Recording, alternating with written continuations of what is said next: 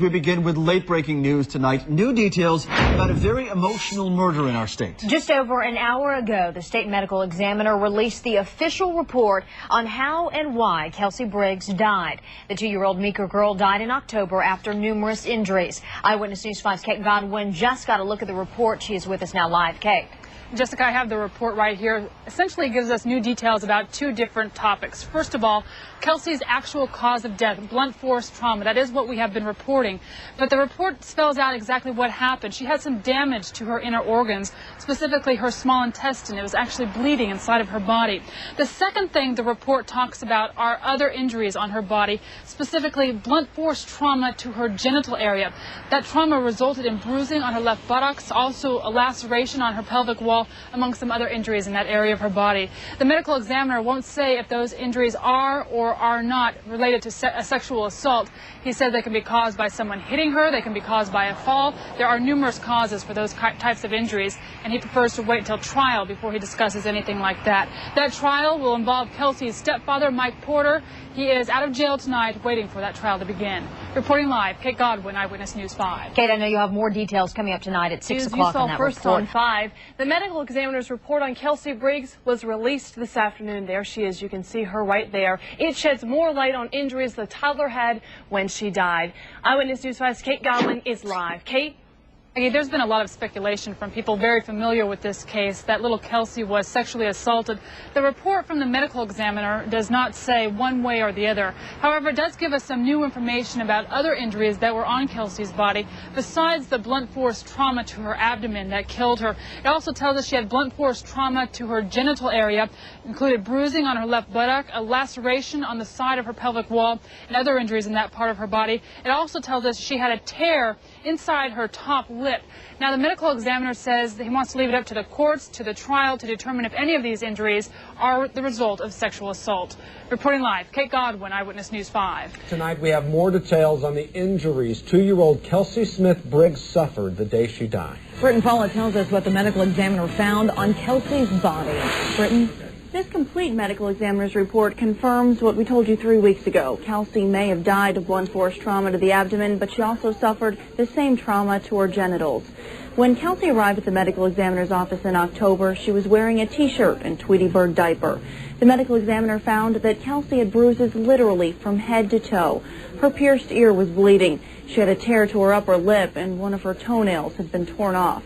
The report says evidence of blunt force trauma to the genital area includes bruising and tears between her legs and a cut on the left side of her pelvic wall. Now, the medical examiner says we can't necessarily call this sexual abuse because it could have been caused by any number of things, but something was forced between Kelsey's legs. The 2-year-old ultimately died of a blow to the stomach area. Tonight at 10, we talked to a legal analyst about what this report will mean come trial time and what conclusions lawyers will draw from Kelsey's bruises. Back to you. All right, Brent, her stepfather, Michael Porter, is the only person who has been charged with her murder. As for her mom, Ray Dawn, investigators have presented an arrest warrant to the district attorney. He will decide what, if any, charges will be filed against her. These papers may be just black and white, but what's written on them paints a dark and emotional moment in time, the death of 2-year-old Kelsey Smith-Briggs. Reports show the young girl suffered months of abuse. And now, 3 months after her murder, the medical examiner details her injuries.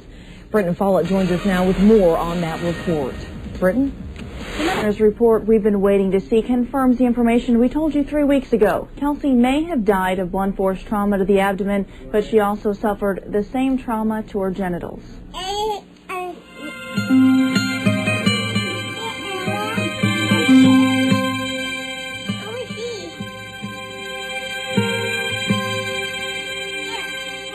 When the 2-year-old's body arrived at the medical examiner's office, her black T-shirt and Tweety Bird diaper began to cover the bruises from her head to her toe. The autopsy report says one of her pierced ears was bleeding, her upper lip was torn.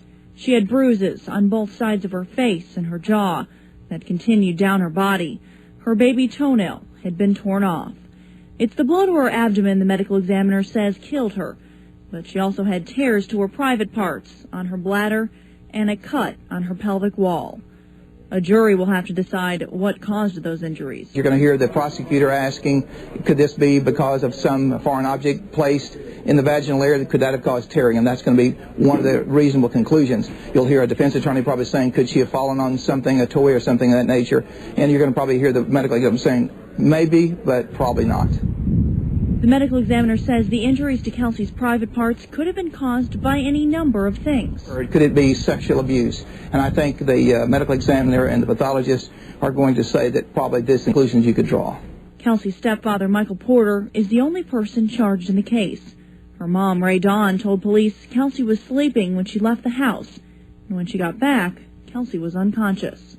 The medical examiner says that window of time will come up in the trial. As far as the timeline, you're going to have an expert, and we maybe have a battle of experts of saying this abdominal injury, how long would it take her from the time it was inflicted to the time of death? You're going to hear varying amounts, but this is going to be, as I said, a crucial, but going to put a timeline of who was there when these acts against her could have occurred. The autopsy report will be submitted as evidence in Michael Porter's preliminary hearing scheduled for January 27th.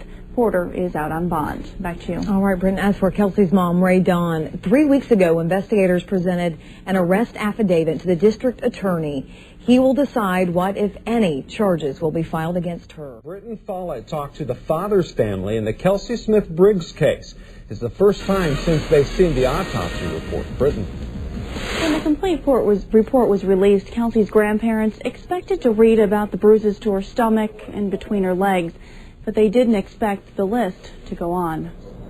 Out of 11 pages with Kelsey's name on them, Grandma says the diagrams of a 2-year-old covered with black dots for the bruises hurt the most. We were anticipating it to be bad, but we didn't expect it to be that bad.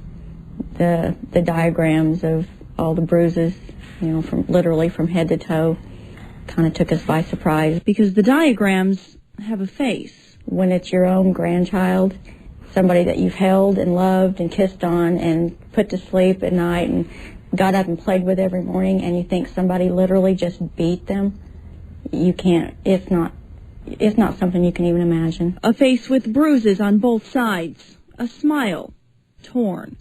Only 9 of her orange-painted toenails made it to the medical examiner's office. I think the toenail, for some reason, that really got me too, because it was so far removed from just being, punched. It's the blow to her abdomen the medical examiner says killed her. But she also had tears to her private parts, on her bladder, and a cut on her pelvic wall. I was kind of nauseous just thinking about it, concerned about reading it, but then after reading it, you just lay it down and there's no words. I mean, we really didn't even discuss it much because we didn't know what to say. What adults can explain, a 2-year-old may.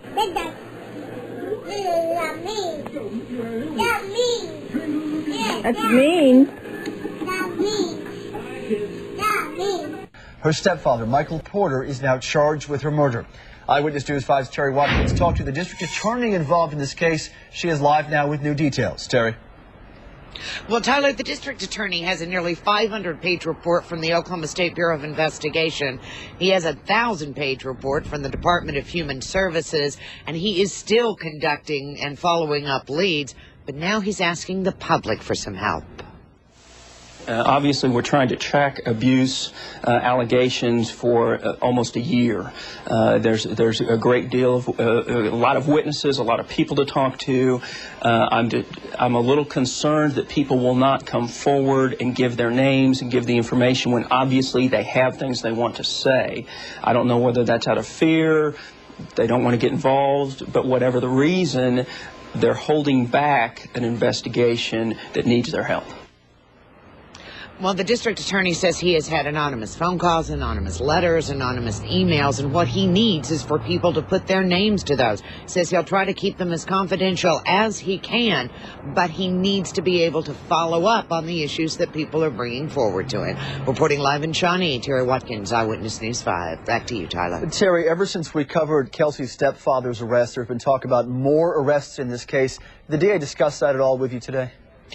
He didn't. He said he is not at this point in time ready to discuss any part of the facts of the case. You may remember there's been a gag order that's been put in place on discussing the actual trial proceedings. So he kind of put that under that umbrella, so he's not ready to talk about it yet.